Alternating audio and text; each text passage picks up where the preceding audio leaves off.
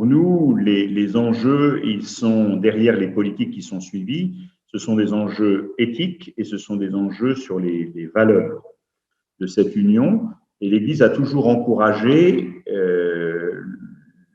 les liens qui peuvent être établis entre les pays, à la fois pour assurer la paix. Et on sait que la paix, elle est toujours fragile. On peut se dire, bon, bah oui, voilà, c'est des événements historiques passés, mais on voit bien que les questions de conflit sont aux portes même de l'Europe. Pensez à la situation en Ukraine, par exemple, mais aussi sur les questions de solidarité.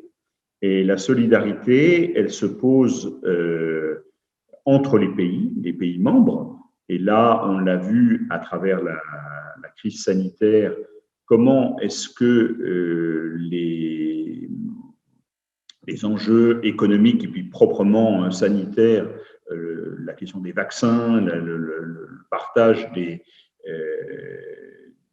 vaccins entre les pays, et puis le plan de relance européen qui a traduit peut-être pour la première fois une vraie solidarité entre les pays, entre ceux qui ont été les plus impactés au niveau économique et social et ceux qui l'ont été moins. Donc pour cela, c'est aussi des questions importantes. Bien sûr, pour nous, dans cette question de la solidarité, on peut aussi inclure toute la question qui est celle des migrations. On voit bien que c'est un problème majeur aujourd'hui pour l'Union européenne.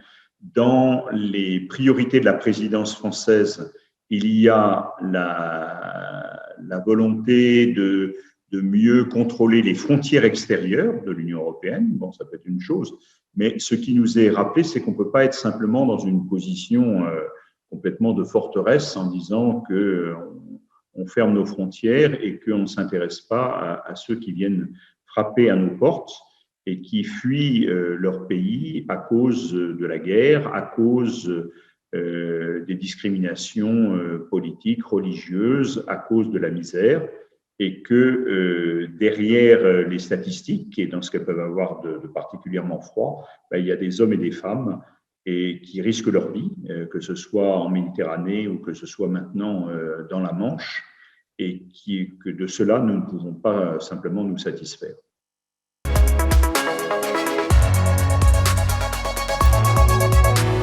Il y a plusieurs dossiers sur lesquels on peut avoir des attentes. Donc, il y a la question des migrations, mais dont on sait que ce sera une question très difficile parce que les pays européens ne sont pas d'accord entre eux sur cette question-là. Et donc, il n'y aura sans doute pas de décisions majeures qui vont être prises, si ce n'est des décisions au niveau extérieur. Et puis, nous souhaitons aussi que l'accent puisse être mis davantage autour des questions sociales. Je suis assez soucieux de voir que les décisions qui se prennent ne soient pas simplement des décisions d'ordre économique ou monétaire, mais qu'elles puissent renforcer aussi un certain pilier social, comme avait déjà tenté de le faire la présidence portugaise il y a un an. Ça va toucher par exemple un point qui est à l'ordre du jour de la présidence française et qui concerne la définition d'un salaire minimum européen. De même, tout ce qui concerne les questions d'égalité homme-femme dans le travail, la question du respect entre la vie professionnelle et la vie familiale. Donc, ce sont toutes les questions qui touchent au développement du télétravail, au fait au droit à la déconnexion, etc. Donc, tout ceci, ce sont des sujets sur lesquels il peut y avoir aussi des avancées, des progrès pour que les citoyens européens puissent aussi vivre mieux et qu'il n'y ait pas de dumping social, disons, entre les pays européens.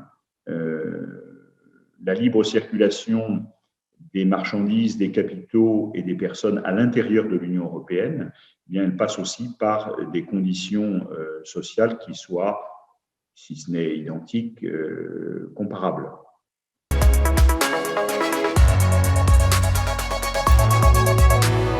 Nous avons toujours à porter un regard et une voix qui portent sur les éléments fondamentaux de la construction européenne et à rappeler aux aux chefs d'État, aux responsables de la Commission, aux députés européens, ces enjeux-là et dire que pour nous, nous avons ce devoir de porter aussi la voix de ceux qui ne peuvent guère s'exprimer dans le concert de l'Union européenne.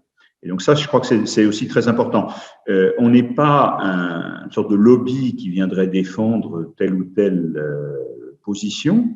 On est une voix qui rappelle des éléments de conscience et qui touchent à la nature la plus profonde même de l'action politique. Là-dessus, on peut s'appuyer aussi très largement sur les discours du pape François vis-à-vis de la construction européenne. On dit parfois que le pape n'est pas très intéressé ou ne suit pas beaucoup les questions en Europe. C'est tout à fait faux. Et si on regarde l'ensemble des discours qu'il a prononcés dans différentes occasions vis-à-vis de la construction européenne et de l'Union européenne en particulier, eh bien, il dit des choses tout à fait fondamentales que nous pouvons dire et redire et qui doivent pouvoir éclairer les responsables politiques dans leurs décisions.